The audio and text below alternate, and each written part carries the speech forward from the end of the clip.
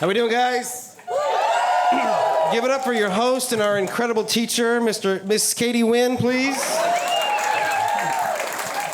Well, thanks for coming out, guys. This is our little class project we've been doing. Everybody's been working really hard to give you a good show.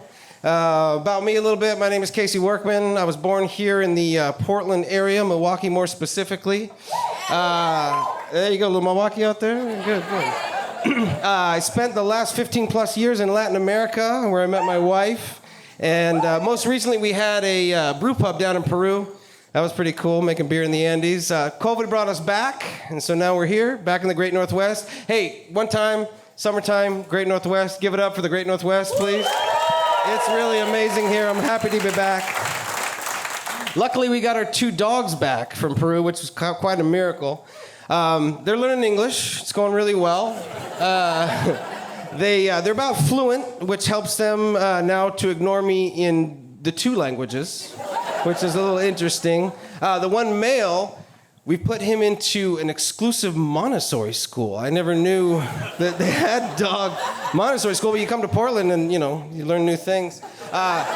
But just like a Montessori school, they have him focus on, what's really his passion, what he's really wanting to do. And the learning that comes when you really grab a hold of a passion and take it home. He's about ready to graduate, and we're super, super proud of him. All the teachers are really happy. His balls have never been so clean. Really focused on that one goal. Brought it home. Take the dogs to the dog park here a lot, which is awesome. You guys have no idea. Go to Peru and take your dog to a dog park and come to here and bring. Anyway, it's quite a difference. It's quite a difference. The picking up of the shit is kind of strange at the dog park. Not that I'm anti pick up shit. I'm pro pick up shit. But just like the action of like picking up the shit is a little strange. Not to mention what your dog might think of you picking up his shit. He's kind of finishing up with a nice growler and. He looks. Kevin, we've talked about this. We leave the shit at the park. What are you doing every fucking time? Does that spark joy, Kevin? Didn't you watch that show? Does that spark joy? Is that coming home with us? Does that belong in our future? That's funny. The dog shit. You ever be at the dog park and you see your dog doing that little spin move, getting ready to lay it down from a distance, and you're like, you got no bag. What are you gonna do? There's Karens all around, just hovering, waiting for a mistake so they can be bitches.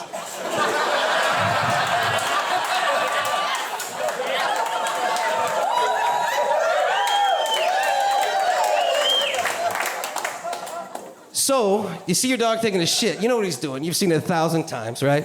But you have no bag, so you got to go get the bag. But you can't lose the shit, right? It's super hard to find. So you mark the 3rd post, right? 3rd post, hole, stump.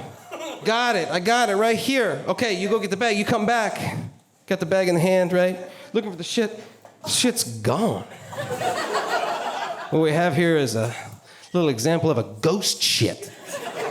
That shit you can't find, right? Now, in a ghost shit, you got two options. First option, to me, is a little more healthy option. Just a make-up shit, right? It's not your shit. You saw your dog take a shit. You know he took a shit, right? So you pick up that shit. Somebody else's shit. It's the take a shit, leave a shit scenario, right?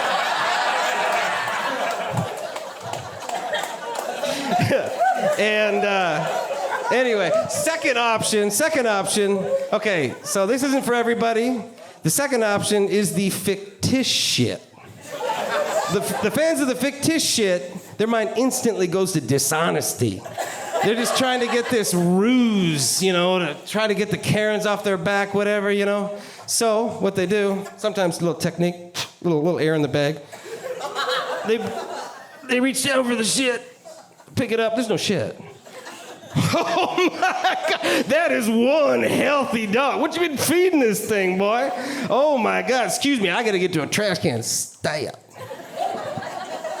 Do not trust the fictitious shit people. If you are a fictitious shit person, you're a bad person. The adoption program, we have two adopted dogs from Peru. Yeah, you can clap, I'm a fucking hero. Take a dog off the street. Don't spend $5,000 fucking dollars on a dog, please. That's just my opinion. Excuse me. That's just my little stump. But the adoption program in Peru is basically the best program the government has in Peru.